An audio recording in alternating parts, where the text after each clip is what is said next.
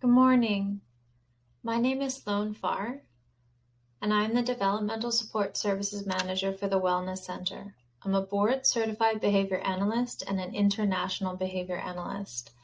I'm here to talk to you about how to ensure you have a quality ABA program in place for your child.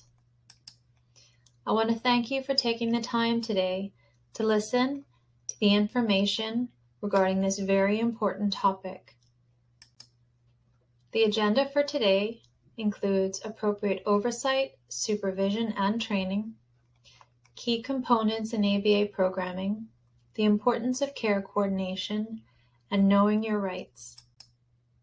So who should be overseeing your child's ABA program?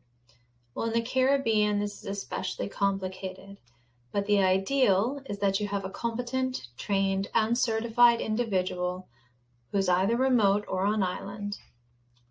Typical examples include a board-certified behavior analyst, an international behavior analyst, a qualified behavior analyst, a board-certified autism professional, or a licensed psychologist who is certified by the American Board of Professional Psychology, or another country's equivalent, who has been specifically tested in ABA.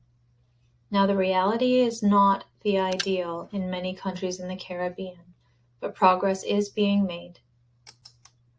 Why a qualified supervisor? Well, they're trained to supervise, meaning that all qualified supervisors are required to participate in training and supervision-specific coursework and/or continuing education.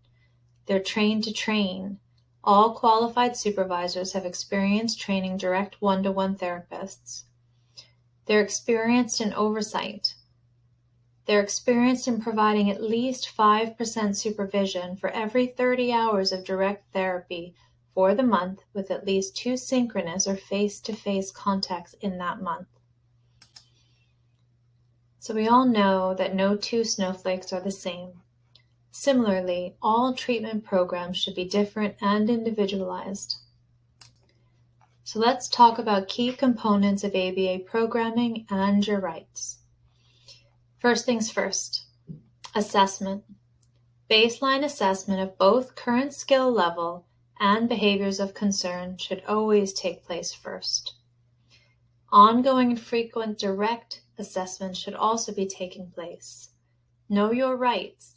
Consent must be gained for any type of assessment, especially for behaviors of concern, and the results shared with you.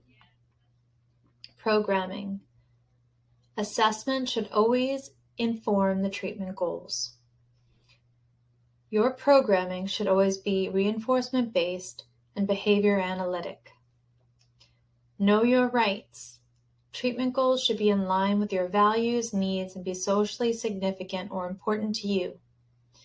You should be trained and supported to promote optimal functioning, generalization, and maintenance. Additional key components of ABA programming include data-informed decision-making, data, and more data. All decisions pertaining to changes in treatment planning should involve analysis of the data. Know your rights. Ask to see the data. Ask questions. Compassionate and culturally sensitive care. Diversity and cultural practices should always be respected. Your child and family should be treated with respect at all times, and your preferences included.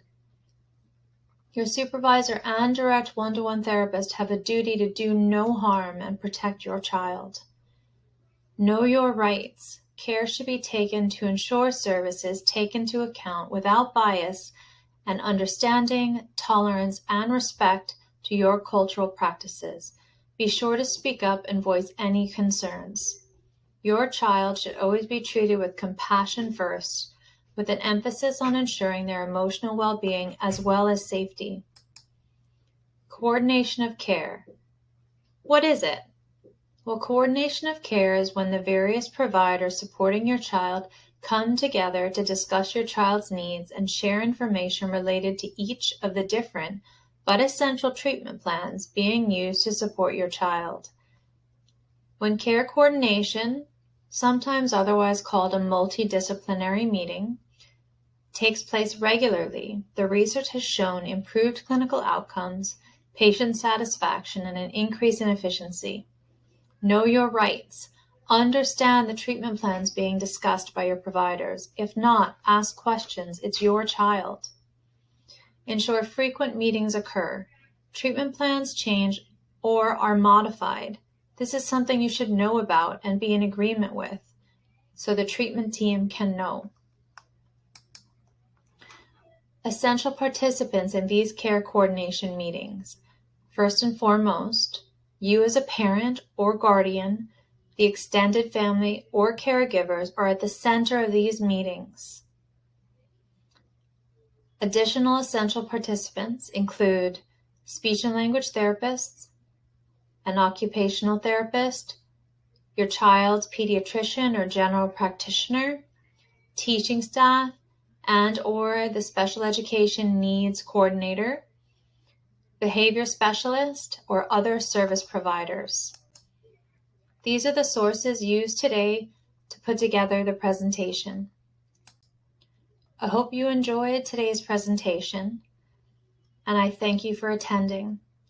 If you want to learn more, please schedule a free consult by clicking on my bio on the Wellness Center website or scanning this QR code.